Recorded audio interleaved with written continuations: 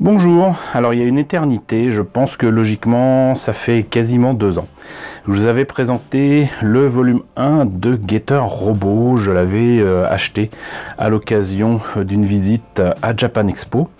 Et Isan Manga m'a contacté pour me proposer de vous faire découvrir les volumes 2 et 3 qui complètent, j'allais dire, cette collection de mangas de luxe, parce que c'est de luxe, vraiment. Et bien évidemment, j'ai accepté, je viens de les recevoir, donc merci à Isan Manga d'avoir pensé à moi, d'avoir apprécié la chronique, la review que j'avais fait de ce premier volume. Et ces numéros 2 et 3 étaient accompagnés de superbes illustrations sur du très très beau papier, ici, qui représente très certainement les illustrations des couvertures japonaises, qui pour certaines n'ont pas été retenues pour l'édition française. C'est dommage d'ailleurs parce que j'adore celle-là.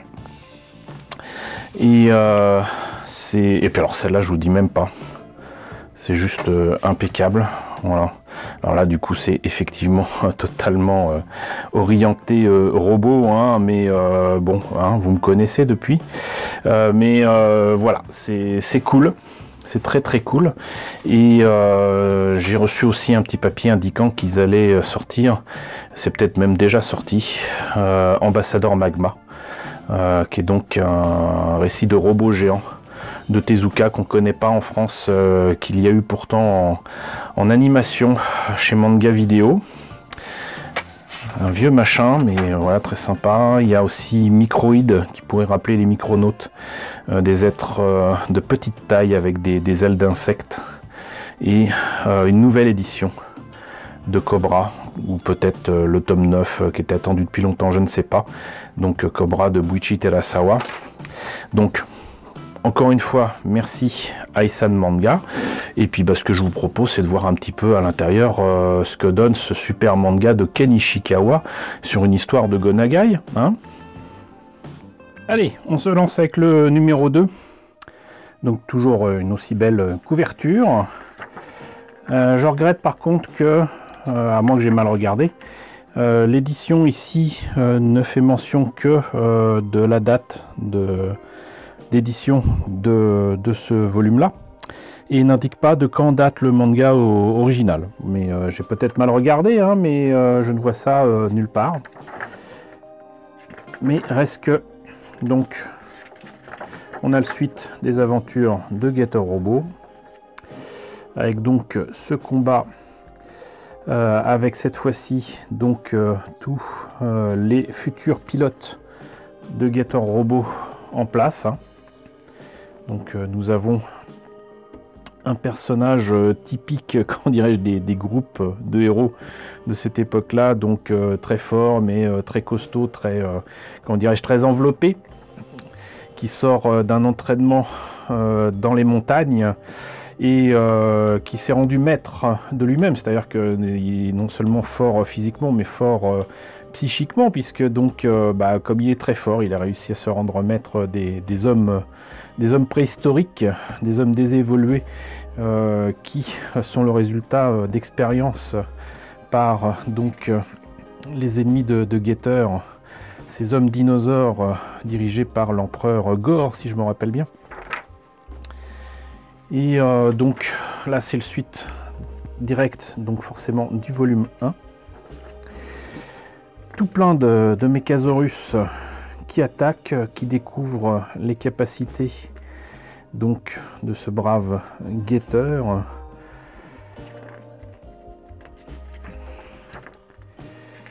Et qui doivent faire face à donc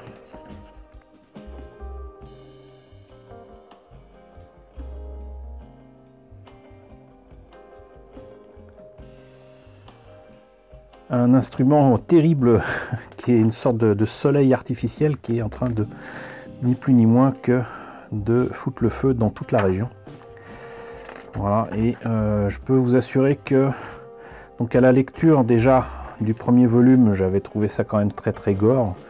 Mais c'était que les prémices, hein, franchement, même si les Mécasaurus sont supposés être mécaniques, il y a quand même donc des pièces qui semblent totalement organiques. Et c'est quelque chose, hein, franchement.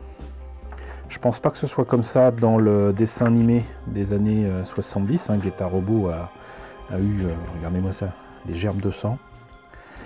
A eu beaucoup de succès. Mais franchement, ça n'a rien à envier à la violence d'un Devilman ou quoi de chez Go Nagai. C'est totalement dans la lignée des œuvres de Go Nagai, quoi. Voilà, donc pareil, des expériences sur des humains, c'est affreux. Vont-ils se laisser aller finalement à de la compassion? Mais bon, rappelons quand même que c'est plus des voyous qu'autre chose, hein. Ces héros, c'est des anti-héros en fait. Voilà. Donc, opération sabotage du Getter Robot. Et alors là, c'est quelque chose parce que, donc, du coup,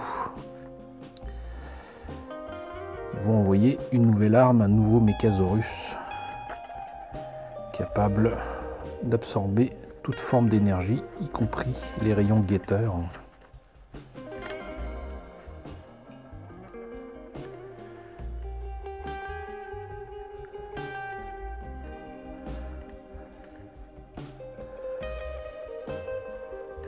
Le truc, c'est que plus on l'attaque, plus il grandit, plus il se nourrit d'énergie.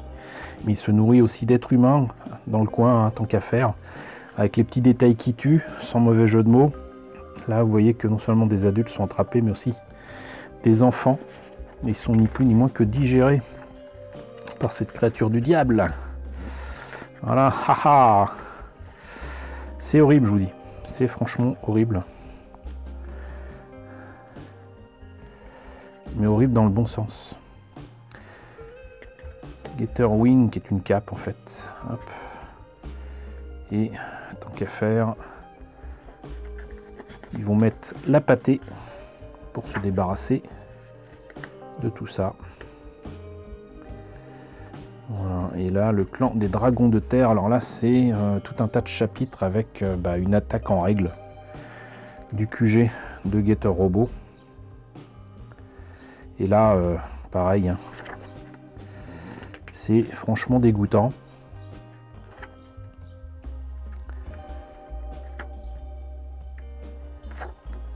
Voilà.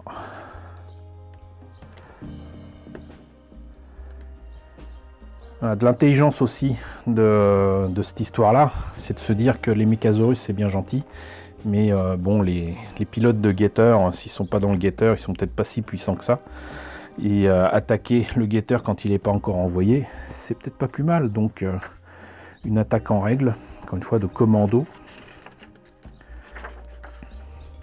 Et là c'est quand même un combat sans le robot lui-même. Et découverte aussi d'un des professeurs, un des savants fous, ni plus ni moins, qui sont dans ce QG, qui semble avoir participé à l'élaboration d'armes terribles, comme la bombe H. Et qui ne souhaite qu'une chose, c'est de périr par une de ses inventions. Et puis il donne carrément des instructions du style s'il te plaît, mais bien, donc voilà, je veux que pour mes boyaux, je veux qu'ils soient étalés là devant moi, comme ça, tu vois. Et surtout, arrange-toi pour que ma cervelle éclabousse bien la pièce. C'est affreux. C'est ni plus ni moins qu'affreux. Voilà. Donc attaque du QG toujours. Et puis des pilotes qui sont pas forcément en bonne santé. Mais il faut y aller. Quand il faut y aller, il faut y aller.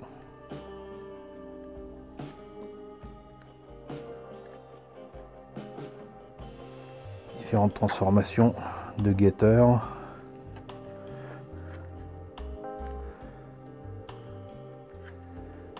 Et on en a fini. Et là, on attaque l'opération infiltration dans l'Empire reptilien. Parce que tant qu'à faire, les reptiliens ont attaqué. Et ben c'est au tour de Getter d'aller dans l'Empire reptilien. Et alors là, je ne comprends pas. C'est pour ça que je voulais voir de quand ça datait. Parce que très clairement, là, les dessins sont beaucoup plus récents. C'est toujours de Ken Ishikawa, très clairement. Mais là, je reconnais le style que je connais de Getter Robot. Alors, je ne sais plus quel manga j'avais, mais un manga beaucoup plus récent, ça c'est clair. plutôt des années 90 et c'est plus du tout le même style, plus du tout. C'est voilà, tout est dit dans cette image là. C'est plus du tout le style des années 70. Et j'aime beaucoup, je préfère d'ailleurs beaucoup le style évolué, j'allais dire, de Kanishikawa. Que ce soit pour les reptiliens, l'empereur Gore, là franchement, on n'a pas envie de rigoler quand on le voit, quoi. Et le Getter Robot, c'est quelque chose. Ce volume 2, en fait, il vaudrait presque le coup, rien que pour ces planches, rien que pour cette aventure, où effectivement le Getter se met à attaquer directement l'Empire reptilien, tout simplement parce qu'eux-mêmes attaquent et essayent de modifier la composition de l'atmosphère terrestre et même ce qui vit sous les eaux. Et regardez-moi ça, mais il y a des planches, mais c'est magnifique. Voilà. Donc voilà, faut pas s'en tenir au début des premiers tomes et du premier style, j'allais dire, de Kanishikawa. Et voilà. Donc on en a terminé avec le volume 2. Voyons ce que donne le volume 3. Allez, c'est parti pour le volume 3. Voilà, toujours une très très belle couverture. Hop. Alors l'effroyable tornade. Alors, nos amis pilotes du Getter se retrouvent avec un phénomène météorologique étrange. Et ils se disent que c'est pas normal en cette saison, voilà, il y a quelque chose qui va pas. Et effectivement, c'est encore un plan ourdi par leurs ennemis. Voilà. Et il y a des tornades de partout.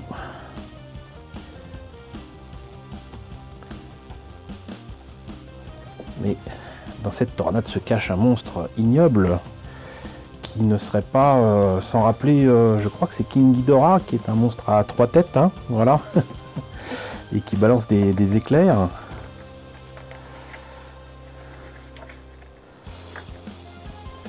Ça va empêcher le Getter d'agir et surtout de se réunir.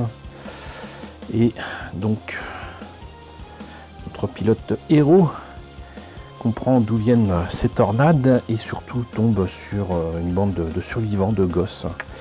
Encore une fois, c'est, comment dirais-je, vraiment typique des récits de Go Nagai en manga. Pas de pitié pour les enfants, vraiment. Pas de pitié pour les enfants. Et eux sont prêts à en découdre, quitte à laisser leur vie pour venger leurs amis, leurs parents, leur ville. Voilà. Le Getter peut enfin agir et réagir. Vous voyez ce que je vous disais?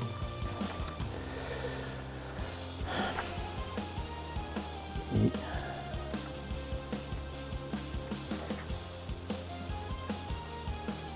explosion. Plan diabolique de l'Empire des 100 démons qui est devenu Rio.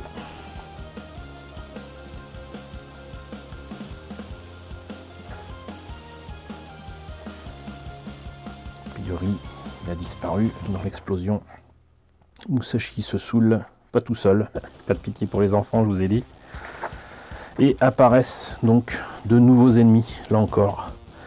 Pas de pitié pour les enfants, pas de reptiliens, mais de nouveaux ennemis qui sont des démons. Voilà, qu'on connaît bien pour les Japonais, les démons, c'est des espèces d'ogres avec des cornes. Voilà, et visiblement, ils ne sont pas plus, comment dirais-je, enclins à apprécier les humains que les reptiliens. Apparaît un mystérieux personnage toute bandelette vêtue et visiblement un plan ourdi par les démons vise à transformer la population humaine en démons pour les utiliser contre les Mécasaurus qui continuent d'attaquer la Terre. Voilà. Mais que peut faire ce Mécasaurus ou les reptiliens contre une multitude d'humains bien décidés à se sacrifier sur l'autel de la gloire des démons. Voilà, voilà.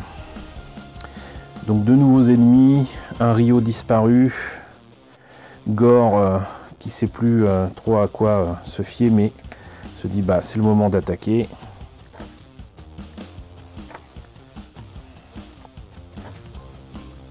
Et voilà.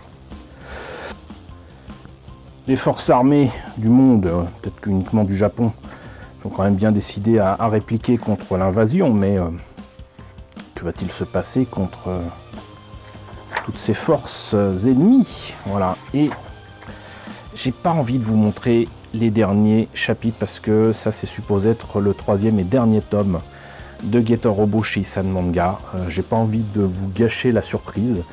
Il y a des choses géniales qui se passent dedans. Je vais teaser un tout petit peu, ça m'a fait plaisir de voir les débuts du mecha Getter que moi je connais. Comme toutes les personnes de ma génération, on connaît Getter Robo en fait avec Dragoon et puis Poséidon, et je crois que c'est Liger. Donc 3 mechas. On ne savait pas à l'époque que c'était issu des mêmes véhicules qui pouvaient s'assembler différemment.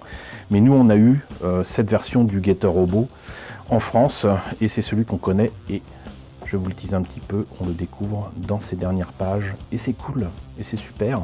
Voilà, et ce 3e tome a d'ailleurs un chapitre qui est ni plus ni moins qu'entré dans la légende. Voilà, c'est même repris par Gunbuster et quantité d'autres œuvres. Ça a marqué à tout jamais non seulement le manga mais aussi l'animation japonaise. Voilà, c'est épique, il n'y a pas d'autre mot. Donc je ne vous le montre pas tout simplement pour éviter de vous gâcher la surprise, divulgacher comme on dit. Maintenant, c'est un terme que je trouve absolument affreux, mais voilà. Donc, bah écoutez, que dire si ce n'est encore une fois merci à Issan Manga de m'avoir envoyé ces volumes. Ça m'a fait vraiment très plaisir de découvrir ces aventures de Getter Robo dans, j'allais dire, les planches originales et donc de les découvrir en plus avec une édition aussi majestueuse. Donc, merci à Issan Manga. J'espère que cette présentation des volumes 2 et 3 de Getter Robo vous ont intéressé. N'hésitez pas à me dire ce qu'il en est dans la section commentaires. N'hésitez pas à liker, c'est très important. N'hésitez pas à partager. N'hésitez pas à vous abonner si ce n'est pas déjà le cas. Coucou aux nombreux abonnés qui nous ont rejoints ces derniers temps. Bienvenue ici. Coucou aux grands anciens qui me suivent depuis plus de 5 ans. Merci à tous de votre fidélité. Merci à tous de votre soutien sur Tipeee et sur Paypal. Surtout, prenez soin de vous. Lisez des mangas. Et je vous retrouve très bientôt pour la présentation de nouveaux bouquins.